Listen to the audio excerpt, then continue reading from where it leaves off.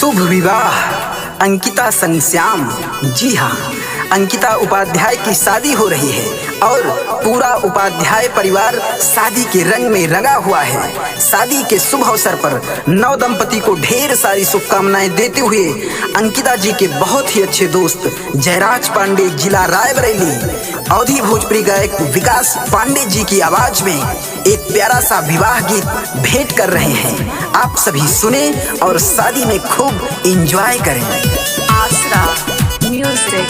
परिणय के पावन बेहला बायाई, परिणय के पावन बेला बायाई, अंगनाई सहनाई बजता और दुआरा बधाई बजता, अंगनाई सहनाई बजता और दुआरा बधाई बजता।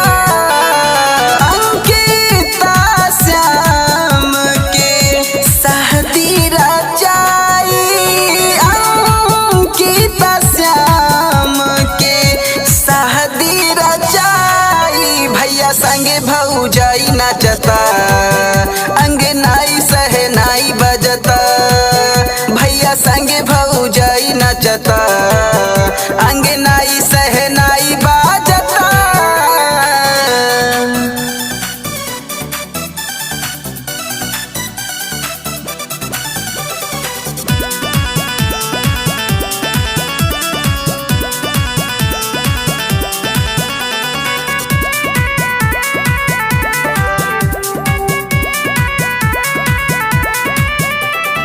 सगे संबंधी आइल बाड़े, सबके मिलल बुलावा हो, अंकिता हाथे मेहंदी लागी, श्याम जी बनी है दुल्हवा हो।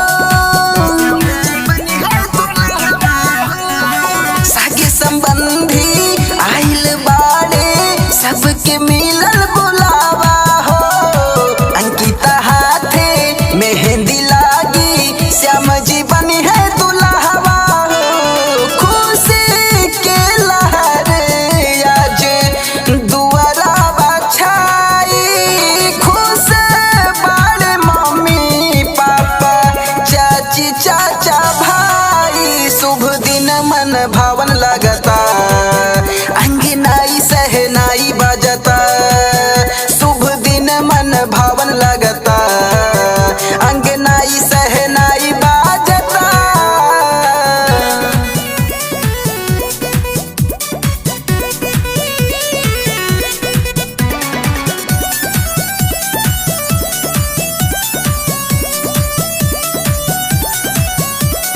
म्यूजिक बाय दीपिनेश प्रेमी।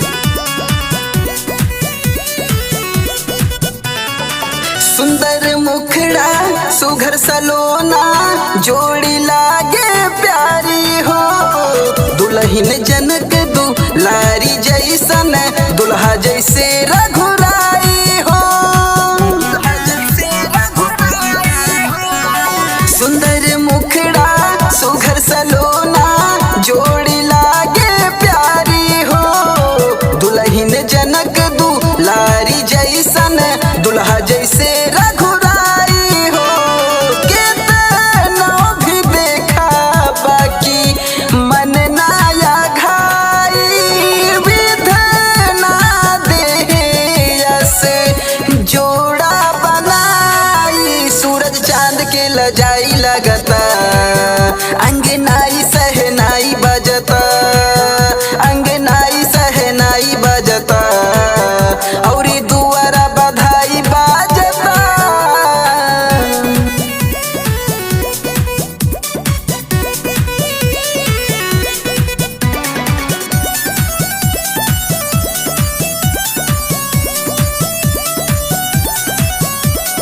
म्यूजिक बाय दीपिनेश प्रेमी। मन हर साइल अंशुमान के घर बरतिया आई हो, अदिति सांगे अर्पणा नाचे, देख ठुमका लगाई हो। मन हर साइल अंशुमान के घर बरतिया आई हो, अर्पण संगिया पेक्षा नाचे देखा ठुमका लगाई हो। आदित्य मानवी नए सब भाई देहाल विकास से गीतिया गवाई, सब डीजे पे लगाई नाचता, अंगनाई सहनाई बजता, सब डीजे पे लगाई नाचता, औरी दुआरा बधाई बाजता। परिणय के पावन बेहला बजाई, परिणय के पावन बेहला बजाई, अंगनाई सहनाई बजता, औरी दुआरा बधाई बजता, अंगनाई सहनाई बजता, औरी दुआरा बधाई बजता। फिर से गाने को बजाइए और ठुमका लगाइए। Thank you.